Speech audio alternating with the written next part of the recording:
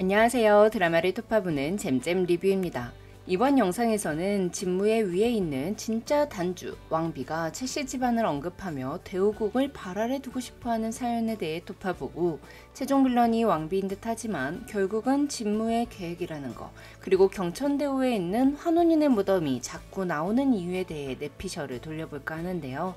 왕비와 진무의 계획에 대한 이야기니 영상 끝까지 시청 부탁드릴게요.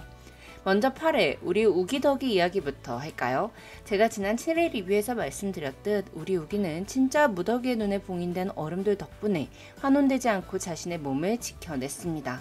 200년 전 얼음돌을 봉인한 사람은 서경선생과 진요원의 원장 2명이었으니 하나의 돌을 둘로 나누어 각각 보관하고 있었던 게 아닐까 싶어요. 즉 얼음돌은 반으로 쪼개진 음양옥처럼 한 개로 보관하지 않고 두 개로 나누어 진씨 집안은 진요원의 얼음돌을 봉인해왔고, 서경선생은 송림의 나머지 얼음돌을 봉인하고 얼음돌을 지켜내기 위해 술사들을 양성하는 정진각을 송림에 세운 것 같습니다. 그런데 약 20여 년 전 어떤 사건으로 그 얼음돌 중 반쪽이 진요원이 아니라 진씨 집안 장녀 부연이, 즉 찐 무더기의 눈에 봉인이 된 상태고, 송림에 보관되어 있던 얼음돌 반쪽은 왕비의 손에 들어가 궁에 있게 되었는데요. 그 사건에 대해 뒤에서 자세히 토파볼게요. 우리 우기 이야기로 돌아가서 독을 먹고 막힌 기문을 뚫던 우기는 이젠 초운형으로 귀를 돌려 결박령 없이도 자유자재로 힘을 쓸 수 있게 되었습니다. 파란 포대기로 얼굴을 가리고 탄수법으로 폭주한 길주를 죽여서 대오국 유행 아이템을 만들더니 세자까지 땅에 내동댕이 치는 실력자가 된 우기. 미리 물을 넣어 준비해둔 항아리를 진무가 깨버렸을 때 이걸 어쩌나 싶었는데 망설이지도 않고 자신의 몸에 상처를 내 제자에게 피를 내어주는 무더기의 모습 진짜 멋지더라고요. 거기다가 피 한 방울로 만들어진 붉은 탄수법이라니, 저 육성으로 소리 질렀잖아요. 거기다가 송림, 천부관, 세종원, 진요원 전부 다 제자로 받아주겠다고 하니 흡사 대학교 4군데 붙은 N수생의 느낌, 흡사 3대 연예 소속사에게 러블코 받은 오디션 프로 우승자의 느낌. 근데 그 와중에 무더기한테 어디로 갈지 물어보는 거 너무 귀엽지 않았어요? 사제지간 의리와 돌이 아니고 이거 그냥 러브라는 거 우기더기만 빼고 다 하는데 이들 언제 키스신 때리냐고요. 한혼 8회 흑막 1인자가 밝혀졌습니다. 모두의 예상대로 진무가 그분이라고 부르는 진짜 단주는 왕비였죠. 장호가의 환혼에 실패한 길주가 아주 술술 불어주는 바람에 진실이 쉽게 풀려버렸어요. 진무가 낙수의 아버지를 환혼시켰지만 단주는 진무가 아니라는 것, 진짜 단주는 따로 있다는 것, 그리고 환혼인의 폭주를 막아주는 얼음돌을 찾아 궁으로 물을 뚝뚝 흘리며 가니 진짜 단주가 궁에 있다는 걸 눈치채지 못할 우기가 아니죠. 자, 그럼 왕비와 진무의 관계와 서사 정리 좀 해볼게요. 일단 팩트체크하고 내피셜 돌리겠습니다. 표면적으로 대우국의 왕비 서화선은 서씨 집안 사람으로 서율의 친고모입니다. 진무는 진씨 집안 사람이죠. 진씨 집안은 모계혈통으로 대릴 사이를 들여 그에게 진씨성을 줍니다. 만약 우리 우기가 초연이랑 결혼했다면 장욱이 아니고 진욱이 되는 거였죠. 한편 진무는 진호경의 아버지가 밖에서 낳아온 자식입니다. 즉 진씨 집안 여자가 낳은 자식이 아니니 엄밀히 따지면 진무는 진씨 집안 사람이 아니죠. 그래서 진무는 출생의 비밀 때문에 늘 인정받지 못한 채 살아왔다 생각하고 있는 것 같아요. 자기 성격이 음험해서 사람들이 싫어한다 생각은 안 하고요. 왕비는 채씨 집안을 다시 세우고 우리 집안을 몰락시킨 송림을 없애고 이 대우국을 발 아래 둘 날이 바로 눈앞입니다 라고 말했습니다. 진무는 저 또한 그날만을 기다려왔습니다 라고 답했고요. 자, 그럼 왕비 서화선의 몸 안에 있는 사람은 채씨 집안의 사람이었다는 걸 알 수 있습니다. 또한 송림이 채씨 집안을 몰락시켰다는 것도요. 채씨 집안이 몰락한 건 진요원에 보관되어 있는 얼음돌을 훔치려 했기 때문일 것 같습니다. 7회에서 무더기가 통경에 갇혔을 때 박진이 진요원 안에 들어가게 해달라고 하자 진호경은 술법이 높은 술사를 뭘 믿고 저 안에 들이냐, 송림 술사에게 호되게 당한 기억이 있기 때문에 믿을 수 없다고 말하며 출입을 허하지 않았습니다.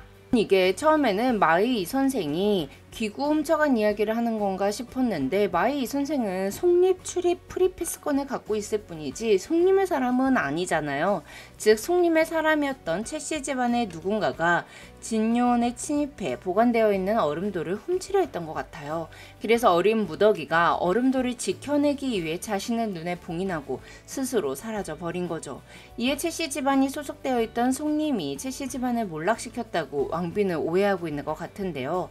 진호경이 박진에게 속림술사에게 당한 적이 있다고 말하자 박진이 속림술사를 진요원 안에 들인 적이 있으십니까? 라고 되물었던 걸 보면 박진은 채씨 집안의 진요원 침입사건 자체를 모르고 있는 것 같습니다. 즉 속림이 채씨 집안을 몰락시켰다. 이건 왕비의 오해이거나 직무의 이간질일 것 같은데요.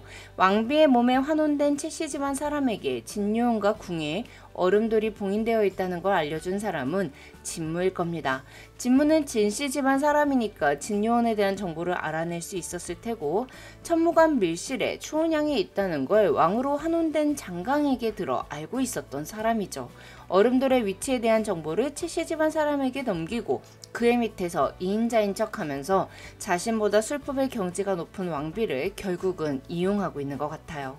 자, 이제 경천대호 환원인의 무덤 이야기로 넘어갈게요. 강한 수기가 흐르는 경천대호에는 폭주한 환원인들의 무덤이라 불리는 장소가 있습니다. 낙수의 아버지도 환원인들의 무덤에 계실 겁니다. 환원술에 쓰이는 추운양은 혼과 혼을 맞바꿔 놓는 환원술뿐 아니라 산 사람의 혼을 날려버리고 기를 빼앗아 버리기도 했으며 죽은 몸에 다시 혼을 불러와 살리기도 했습니다. 그런데 시청자들은 지금까지 총 2가지 경우만 봤어요. 아직 죽은 몸에 다시 혼을 불러와 살리는 기술은 본 적이 없죠. 그래서 전 왕비와 진무가 추운양으로 죽은 사람을 살려 군대를 만들 것 같아요. 대국의 술사들이 왕비와 진무한테 가만히 당하고만 있진 않을 거기 때문에 왕비와 진무가 대우국을 자신들의 발 아래 두려면 군대는 필수입니다. 그렇다면 대국의 술사들에 대적할 만한 군대를 만드는데 좀비만큼 훌륭한 게 있을까요? 죽여도 되살아나는 군대잖아요. 무더기가 경천대호의 몸을 날렸을 때 경천대호의 강한 수기는 무더기의 힘을 잠시나마 돌아오게 해주었습니다. 물론 물 밖으로 나오니 그 힘은 얼마 가지 않아 사라졌지만요. 하지만 10년, 20년, 200년 가까이 경천대호 안에 있던 석화된 환원인들은 어떨까요? 환원인이 석화되는 건 폭주를 하면서 몸 안의 수기가 모두 빠져나가기 때문입니다. 그래서 석화되어 가고 있는 길주가 가는 길 곳곳에 물이 떨어져 있었죠. 석화된 환원인이 경천대어 안에서 오랫동안 있었기에 강한 수기를 계속 머금을 수 있게 됐고 석화된 몸이 풀렸을 때 추운 양을 써서 죽은 혼을 다시 살려 그 몸에 불러 넣는다. 그렇게 죽은 몸을 살려 군대로 만들 가능성이 있을 것 같아요. 경천대호의 환원인 무덤이 뷰 맛집이긴 하지만 대호국 핫플레이스도 아닌데 자꾸 보여주는 게 수상하거든요. 그래서 전 왠지 환원 후반부쯤 돼서 진무와 왕비의 계획이 극에 달했을 때 환원인들의 무덤에서 석화된 환원인들이 수기를 되찾아 뽀송뽀송한 피부를 되찾고 왕비의 군대가 되어 대호국을 치러 올 것 같습니다. 제가 좀비에 너무 진심인가요? 사슬에 사로잡혀 눈동자가 검게 변한 죽었다 살아 돌아온 환원인이라니 이거 너무 끔찍하고 재미있을 것 같지 않으세요? 지금까지 드라마를 톱밥보는 잼잼 리뷰였습니다. 감사합니다.